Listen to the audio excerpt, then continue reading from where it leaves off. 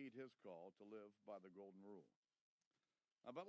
It's become clear to me that this prolonged leadership turmoil would do irreparable harm to the institution.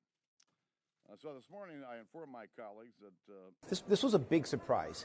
He revealed today that his initial plan was to resign as Speaker at the end of last year. However, last year, the House Majority Leader Eric Cantor lost in a Republican primary in his district in Virginia, and he didn't want to leave and have a new Majority Leader and not have so much experience at the top of leadership in the House. So he decided that it would be too much turmoil for him to leave at the end of last year.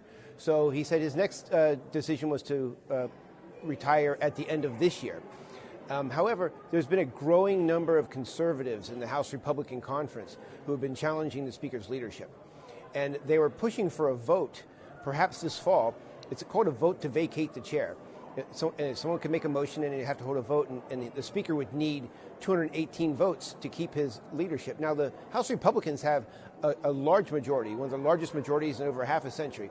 They have 247 Republicans. However, there's a very real prospect that he would not be able to keep his speakership with just Republican votes. And if he needed to rely on Democratic votes to keep his speakership, I think that would have been very embarrassing for him.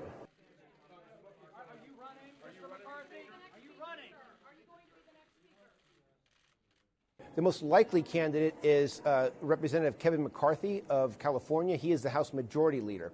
However, he has been close with Boehner recently, and it's unclear how his leadership would be different than Boehner's, at least ideologically. And I know good things lie ahead for this House. But last night I started to think about this. And this morning I woke up. But what some of these conservative members say they want is not so much a change in ideology. They want a change in process. They want a process that's more inclusive. They're upset that Speaker Boehner was not as willing to use the power of the purse to bring about change. Namely, to shut down the government over things like funding the president's health law, which they did a couple of years ago. Inevitably, Republicans relented and reopened the government, and the president's health law has still been funded. The latest fight is over funding Planned Parenthood. They don't want to vote for a funding bill to keep the government open that provides money to Planned Parenthood. It seems increasingly likely that that's the way we're going to go. So, what they want is a leader who's willing to shut the government down to get what they want. To strengthen the institution. And frankly, my move today, I feel good about what I've done.